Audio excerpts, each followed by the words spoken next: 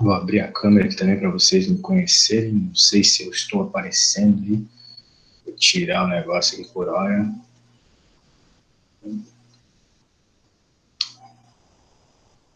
Então, né, quem puder, por favor, avise os colegas que está começando a aula.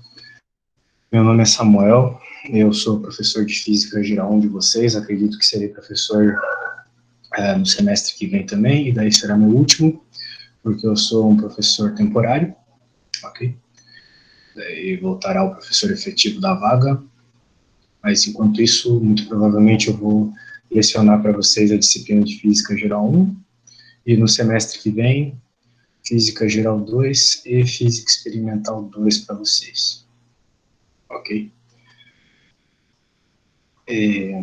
Eu gostaria de estar pessoalmente com vocês, conhecendo-os melhor, né, sabendo o que vocês querem como carreira, né? Acredito que a maioria aqui quer seguir na área de engenharia mesmo, virar um engenheiro, mas seria interessante, seria bem legal conhecer cada um de vocês. Espero que no decorrer do semestre a gente tenha essa oportunidade. Ok? E para vocês, pelo menos, vocês me conhecerem um pouco melhor, né? Eu sou professor aqui no IFC, né, desde o começo do ano passado, 2020. Então, como vocês, eu não tive muitas experiências de conhecer o IFC, mas o pouco que eu fiquei lá, gostei muito, os professores são muito bons, né, são ótimos profissionais, vocês estarão bem acompanhados aí durante toda a graduação de vocês, ok? Eu me formei na UDESC de Joinville, que é perto aí de São Bento do Sul. Se for como no semestre passado, eu acredito que tem muita gente que não é de Santa Catarina, nem principalmente de São Bento, né? Então, quem não for de Santa Catarina, ou seja, quem passou pelas essas novas provas aí, que traz gente de tudo quanto é canto do Brasil para estudar, pode mandar um eu no chat, alguma coisa do gênero assim, só para eu ter uma noção de quem não é daqui, tá? Seria interessante. E todo mundo for, beleza? Também não tem problema. A grande questão é o seguinte, né, pessoal? O centro de São Bento do Sul é um pouco novo, tá? Mas eu tenho certeza que ele tem muito para crescer, principalmente porque os professores de lá são realmente bem interessados em fazer um bom trabalho. A organização da direção é muito boa mesmo, é realmente impressionante como difere de outras faculdades que eu conheci e que eu trabalhei. Ok? E acabei nem falando de mim, mas como eu falei para vocês, eu fiz a graduação e o mestrado aqui em Joinville, né, que é pertinho de São Bento do Sul. Para quem não é de Santa Catarina, saiba disso, né? Eu também não sou de São Bento do Sul. E o meu doutorado eu fiz no ITA, eu acredito que muitos de vocês conhecem, uma universidade famosa no Brasil por ser um grande polo de engenharia, principalmente engenharia aeronáutica. E recentemente, né, eu terminei meu pós-doutorado também. Estou tentando engajar o segundo pós-doutorado. E assim, pessoal, eu acredito que, como no semestre passado, muitos de vocês talvez tentaram entrar em outra universidade e IFC pode ter sido uma segunda opção, mas eu garanto para vocês que quem faz a universidade não é eu e não é a direção. A gente é só um apoio para vocês que são realmente aqueles que vão fazer a formação de vocês e a universidade crescer como um todo. Okay?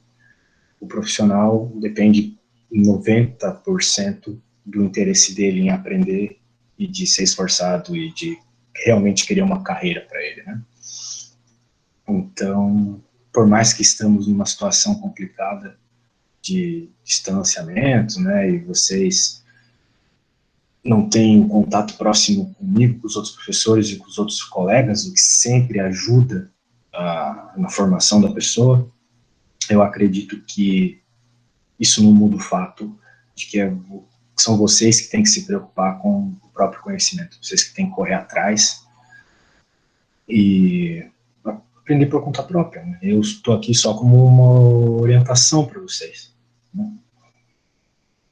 Acredito que muitos de vocês vieram do ensino médio, então, né, lá no ensino médio, o professor, ele ainda funciona meio que como um mestre guia, assim, que vai dizendo, ó, faz isso, faz aquilo e tal.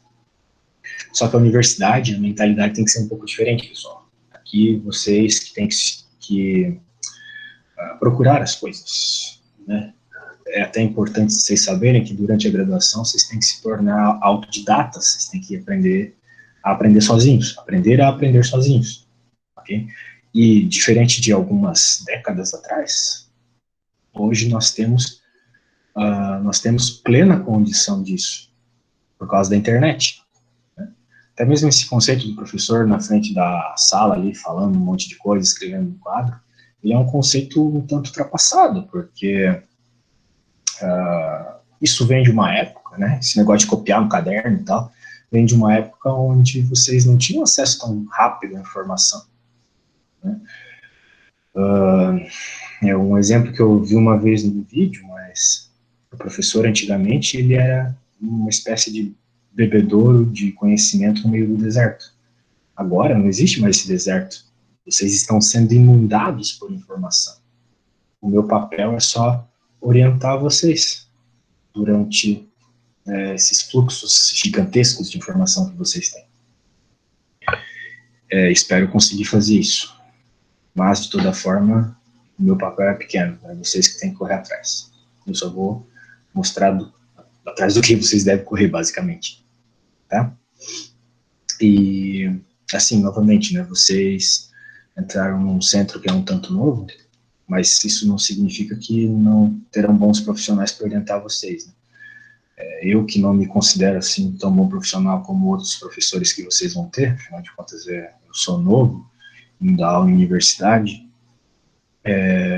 bem, eu tenho uma formação que eu acho legal, né? Eu não sei se vocês acompanham essas questões de prêmio Nobel e tal, mas o meu orientador de mestrado, ele foi orientado pelo último prêmio Nobel de Física.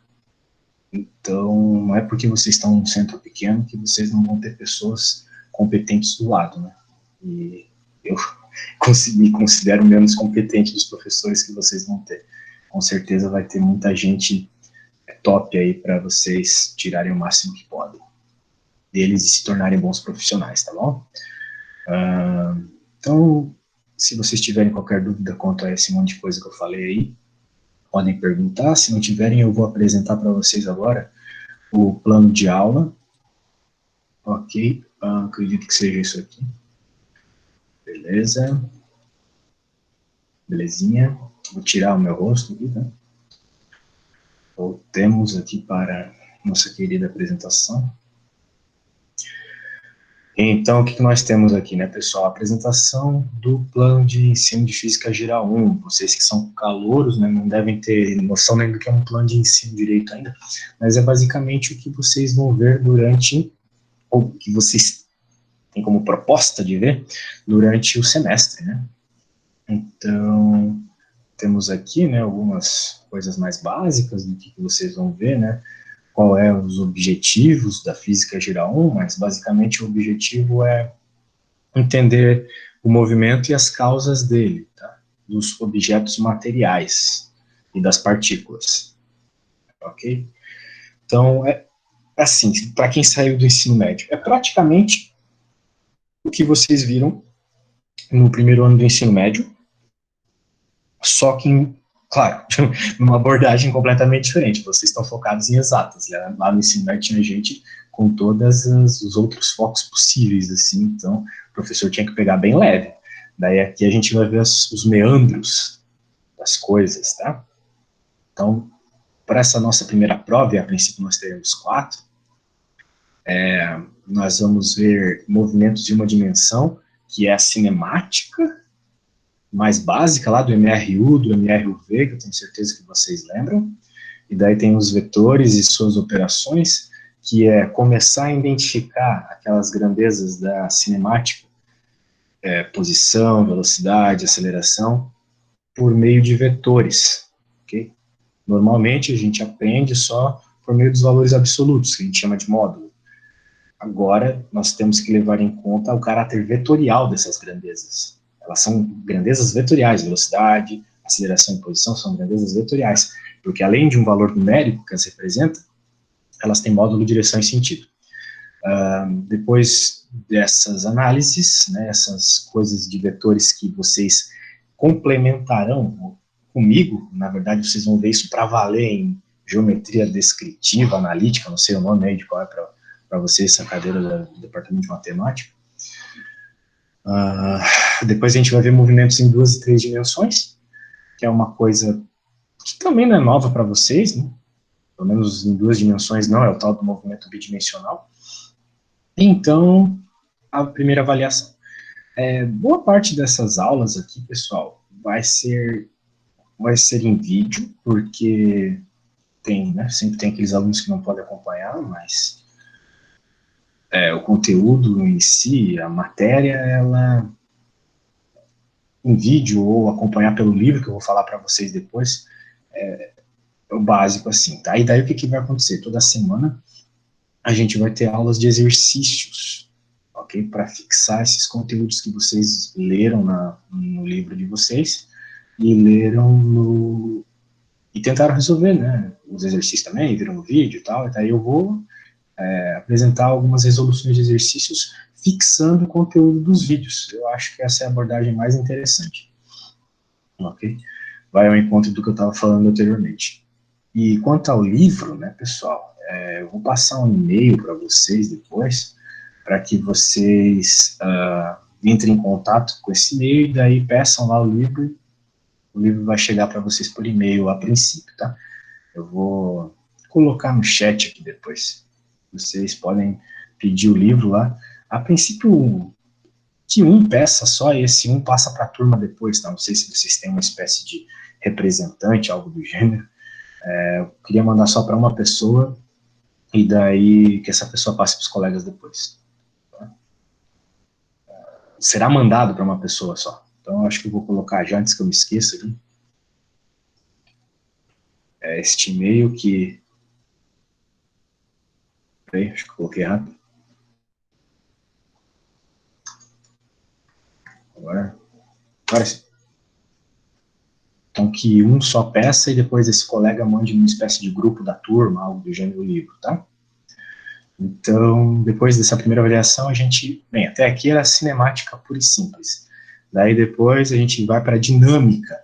Aqui a gente estudava o movimento em si. Aqui a gente vai estudar as causas do movimento. E aqui entra, então, as tais das leis de Newton, né? Então, vocês têm que sair de Física Geral 1 sabendo tudo sobre Newton e sobre suas leis, que são o primeiro estudo assim, das causas do movimento, né, por meio da força. Daí, depois que a gente aprende tudo isso aqui para a segunda prova, nós estudamos para a terceira prova e verificamos as mesmas causas de movimento, só que por um outro ponto de vista. Enquanto aqui, para a segunda prova, a gente estava aprendendo do ponto de vista da força, para a terceira, a gente vai aprender pelo ponto de vista da energia. Então, opa, meu Deus do céu. Então, não sei vocês, né, mas quando eu era mais novo, assim, meio até que calor da faculdade, eu pensava isso, eu achava que energia era uma coisa completamente diferente do que eu aprendi na faculdade, né, sem falar que hoje em dia tem um monte de charlatão na internet falando da energia quântica, da energia dos signos, sei lá, e qualquer coisa do gênero. Bem, pode até ter algum estudo envolvendo essas coisas, fazer algum sentido, mas não é energia. A energia que a gente aprende aqui é a energia proposta pela primeira vez, né, com esse nome, energia, e ela nada mais é que uma outra forma de identificar as causas do movimento. Nada além disso, energia e força são dois lados da mesma moeda, elas explicam a mesma coisa, o que causa movimentos, ok? Então, que energia não é uma luz, não é uma coisinha que sai da tomada quando eu coloco um ferrinho ali. A energia é apenas um conceito humano para entender as causas dos movimentos, tá, pessoal? Então, já um spoiler aí para vocês que a gente vai ver. Então, terceira prova é isso aí. E daí a quarta depois de compreender, então, os movimentos pela energia, então, na quarta, a princípio, a maior parte das coisas aqui, a gente vai trabalhar com partículas, ou seja, corpos que não têm extensão. Daí, para a quarta prova, os corpos começarão a ter uma extensão, e, por ter extensão, o movimento deles próprios, em torno dele mesmo, ou seu movimento relativo, em torno de algum eixo, é relevante, porque agora eles não são mais partículas, são corpos extensos. Ou aqui, né, nessa primeira parte introdutória, um sistema de partículas. A gente não vai trabalhar com uma partícula sozinha, mas com várias de uma vez só. E é bem interessante isso aí. A gente vai aprender alguns conceitos fundamentais da dinâmica, que vem por meio do momento linear, tá? A quantidade de movimento. Aí. Alguns de vocês podem ter visto isso para o vestibular. Tá gravando aqui? Não? Tá, beleza. E depois, né, a gente vai finalizar com a dinâmica destes objetos extensos. Né? Por dinâmica, entendam a questão de forças e energia. Então, a princípio, vão ser 4 provas, né, e a gente vai ter esse esquema que eu falei para vocês, né, de vídeos e aulas síncronas. Eu vou sempre avisar com antecedência a aula síncrona, e o aluno que quiser se adiantar e me mandar algum exercício que estiver com interesse de ver a resolução, vai poder mandar, vai ser bem legal. E daí a nota da média final vai ser as provas dividido por 4. E o exame, então, né, passa o aluno que, bem, que está errado o negócio, né, mas é basicamente a média do semestre, mais a média do exame, dividido por 2. Se você ficar acima de 5, você passa. Então, isso funciona para todas as disciplinas, pelo que me consta. Beleza? Livros, né, o livro que vai ser cobrado de vocês, para vocês compreenderem o conteúdo, é o Halliday. Única e exclusivamente o Halliday. É o livro mais importante da engenharia, tá? Vocês, como engenheiros, têm que saber o Halliday de cabo a rabo. Por isso, quando me perguntam, professor, qual é a lista para a prova? A lista para a prova são todas as questões do Halliday. Okay? Então, caso vocês queiram ir bem, façam todas. Caso vocês não tenham tempo de fazer todas, vocês, então, foquem nas mais difíceis. Beleza? Ou assim, quando vocês estiverem jogando, assistindo não, porque não dá para prestar atenção em duas coisas, mas comendo, sei lá, daí vocês deixam vídeos da internet rodando com resoluções das questões do Halliday. Né? Além dos vídeos que eu vou bolar para vocês, tem muitos vídeos interessantes de outros professores. Outros professores muito bons, eu até quero passar essa playlist para vocês, de um professor muito bom da Unicamp, aí, que eu acompanho também, para preparar minhas aulas. Muito bem. Então, isso é o Halliday, basicamente. Tem outros livros aqui na bibliografia, mas a gente vai usar só o Halliday, em suma. Ok? Então, para continuar a aula aqui por mais algum tempo, quero incomodar vocês mais um pouquinho, com uma questão muito importante aqui, que é a primeira aula de conteúdo aqui de física, que vai ao encontro dessas ideias mais fundamentais da física, tá? Não a parte de conta mesmo. Eu quero falar com vocês um pouco, aqui eu não vou me estender muito, tá? Podem relaxar. Quero só falar de uma parte mais introdutória. Beleza? Então, acho que eu vou pôr o PDF aqui para vocês. Se não aparecer, vocês me falam, tá? Peraí, na janela. Aqui. Então tá. Questões bem introdutórias mesmo da física. Então, acredito que vocês estão vendo aí. Muito bem, vamos lá rapidamente, então. Vamos falar aqui sobre essas questões, sobre basicamente o método científico e como que os conhecimentos da física eles são obtidos. Então veja, é uma coisa bem fundamental mesmo, até um tanto filosófica. Ok? Então, a física, ela já é uma ciência antiga, né? E ela está por trás de todas as ciências naturais, né? As ciências que tentam entender a natureza. Né? Então, ela não, por si só, ela não tenta construir ideias do que é conhecimento. Okay? Ela pega o que ela considera ser a forma de obter conhecimento, e a partir disso, então veja que isso é filosofia, né? Porque o que é conhecimento para mim pode não ser conhecimento para uma outra pessoa, que é, sei lá, acredita em outros tipos de conhecimento, mas ela, por meio de um método de obtenção de conhecimento, busca as verdades. Ok? E qual é o método? O método científico. Então, o método científico é um método muito funcional para obter informações sobre o mundo ao nosso redor. Ele é extremamente funcional, mas sobre o mundo material. Ok? Qualquer coisa que não envolva o estudo do mundo material, talvez o método científico não é muito interessante. E isso é bem importante para vocês no começo da graduação, tá, pessoal? O método científico, ele é bom para explicar conteúdos da matéria. Então, ele não é uma forma de obtenção de conhecimento geral. Né? Por exemplo, eu não preciso analisar centenas de triângulos para saber que a soma dos ângulos internos de todos esses triângulos é 180.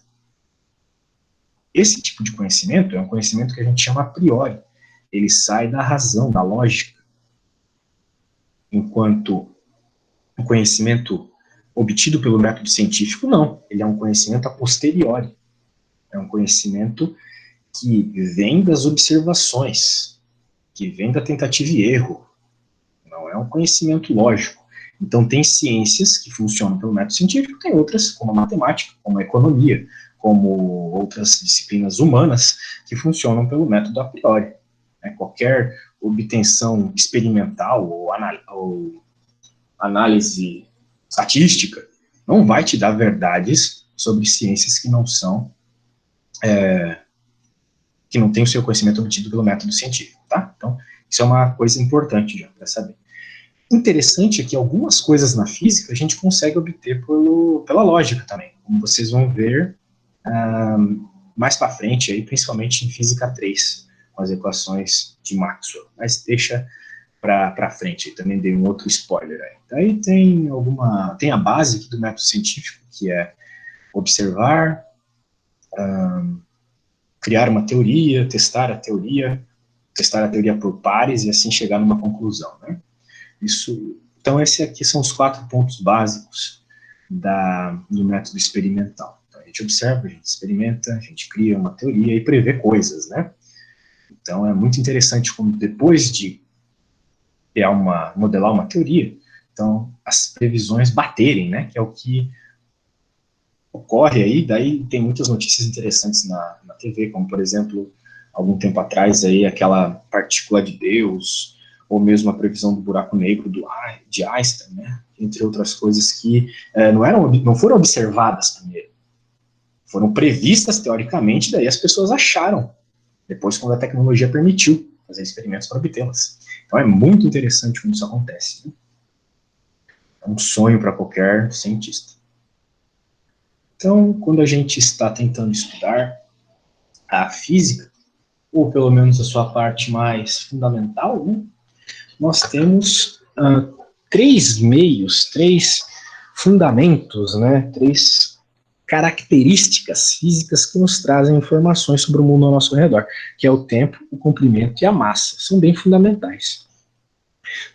Boa parte das coisas que vocês vão estudar aqui surgem dessas 3 grandezas. Em especial, na física geral 1, acredito que todas surgem dessas 3 grandezas, tá? Mais para frente a gente vai ver outras coisas. Só que, talvez na escola a gente não fica muito claro, né, por mais que tenha até a disciplina História na escola, que o conhecimento ele não é construído assim, degrau a degrau. Ele vai, volta, às vezes as pessoas estão indo por um caminho, daí percebe que esse caminho está completamente errado e tal, né? E isso se dá, essa forma oscilante de obter conhecimento, ela se dá também por meio da melhora dos instrumentos de medida, né? Por exemplo, o tempo. Era bem rústico no começo. Né? O tempo era dado pelo dia e noite, basicamente. Com com o passar do tempo, é difícil falar de tempo sem usar a palavra tempo, né? Com o passar do tempo, foi melhorando, né? Os métodos de definição do que é segundo mesmo. Hoje em dia, o segundo ele é definido de uma forma muito precisa, né? Com a frequência da luz emitida por átomos, como diz aqui. Então, os relógios eles foram melhorando até que os padrões foram definidos pelo relógio atômico. Ok? Então, o relógio atômico aí nos ajudando a ser mais precisos nos nossos experimentos. E é interessante que o próprio tempo, por si só, ele foi... o seu conceito foi evoluindo com o passar do tempo, né? No começo, até chegar ao Einstein, o tempo ele era um parâmetro independente. Só que com Einstein e a comprovação da sua teoria da relatividade geral, a gente percebeu que o tempo, na verdade, ele é relativo. Existe uma relação fixa entre tempo e posição, né, ou espaço, o tal do espaço-tempo, que, por sinal, é tema dessa equaçãozinha que está no meu avatar do Google, né? Então, claro, aqui na física geral a gente vai se ater a um tempo mais newtoniano, um tempo padrão. Então, aqui algumas escalas de tempo interessantes para vocês.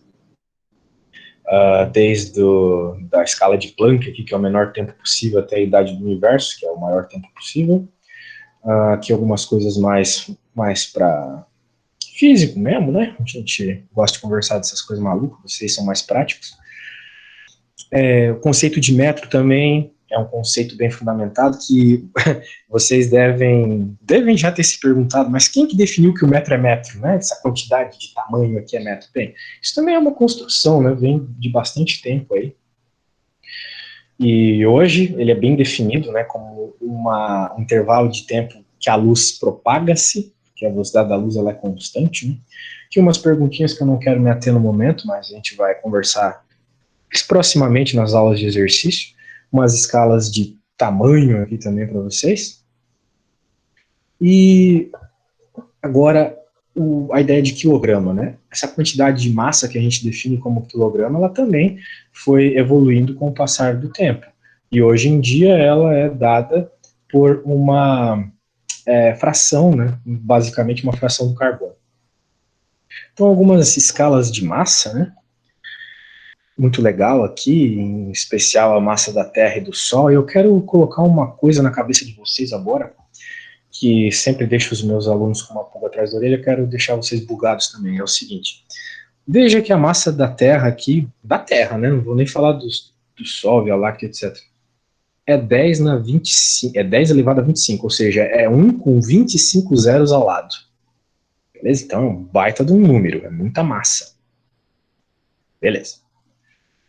Muito bem, então a gente sabe, né, acredito que nessa altura do campeonato vocês saibam que a Terra, ela gera a chamada força gravitacional que puxa todas as coisas para seu centro, né, não é nem para dizer para baixo, para o seu centro. Então qualquer coisa que está na Terra tende a ir para o centro da Terra, por isso que as coisas caem. Muito bem. Mas, se vocês colocarem um pedacinho de ferrinho, um ferrinho, qualquer coisa metálica, numa mesa, e vocês colocarem um ímãzinho pequeno, nas proximidades deste pedaço de ferro, vocês vão ver uma coisa, uma massa ínfima, um ímã tem uma massa ínfima em comparação à Terra, né?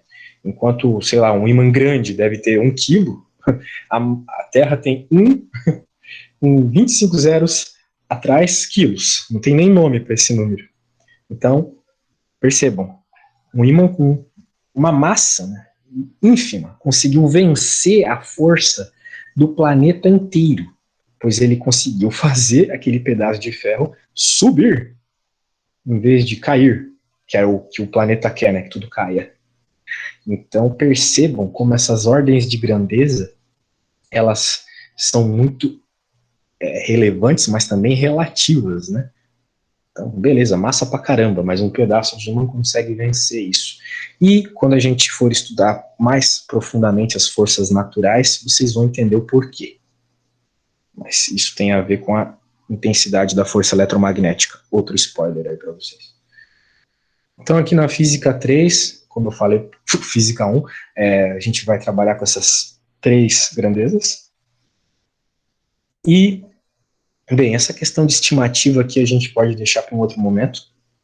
Eu quero finalizar nossa aula aqui com a análise dimensional, tá? Não quero deixar vocês muito empolgados nessa primeira aula, mas é o seguinte. Quando a gente está estudando matemática, e a gente vê uma igualdade, né, o símbolozinho de igual aqui, nós sabemos o seguinte, o número que estiver à esquerda tem que ser igual ao número que está à direita. Né? Então, se, por exemplo, eu tiver basicão, né, x mais 1 igual a 2, significa que, obrigatoriamente, para a expressão ser verdadeira, o x deve ser 1, porque 1 mais 1 é 2. Né? Se x mais 1 é igual a 2, então o x obrigatoriamente é 1. Muito bem. Isso na matemática. Quando nós estamos na física, nós temos um outro elemento que tem que ser igual dos dois lados também, que é a unidade. A unidade do lado esquerdo, a unidade física do lado esquerdo, deve ser a mesma do lado direito. Então, neste caso aqui, né? Nós estamos procurando a unidade do T aqui. Ok? Então, lidando aqui com os elementos que nos foram dados dessa multiplicação, a gente pode encontrar qual que obrigatoriamente é a unidade de T aqui.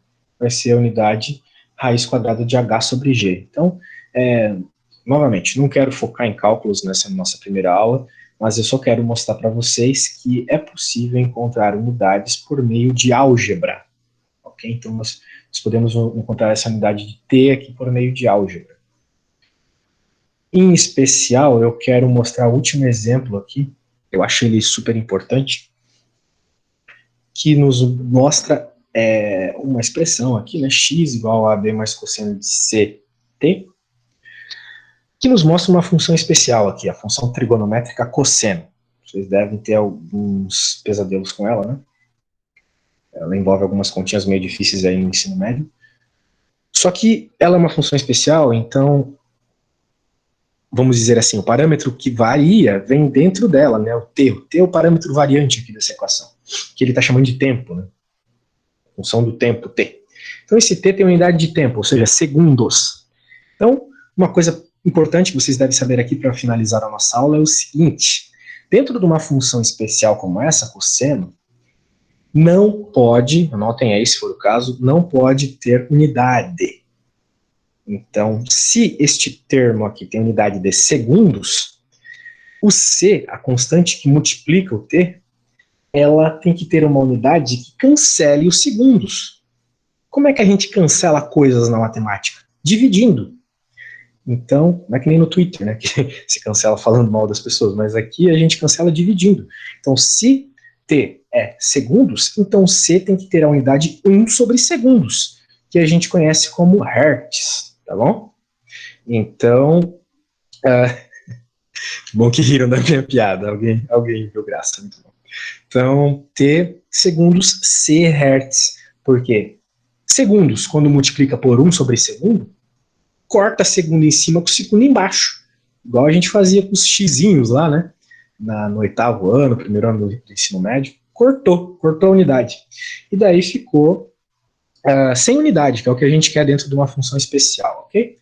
Então, é um fato, daí a função cosseno fica sem unidade, e se x está denotando deslocamento, ou seja, metros, obrigatoriamente A e B tem que ter unidade de metro, porque você nunca pode somar unidades diferentes. Você nunca pode somar metro com segundo. Não existe, eu tenho 2 metros e mais 2 segundos dá quanto? Isso não faz sentido.